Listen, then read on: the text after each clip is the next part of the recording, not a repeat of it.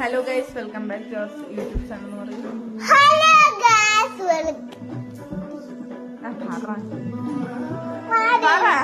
കുഴപ്പമില്ല.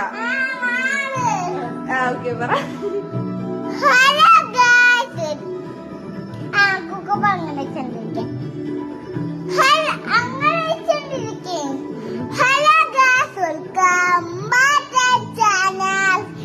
ഇപ്പൊ നമ്മുടെ പരിപാടി എന്താണെന്ന് അറിയോ?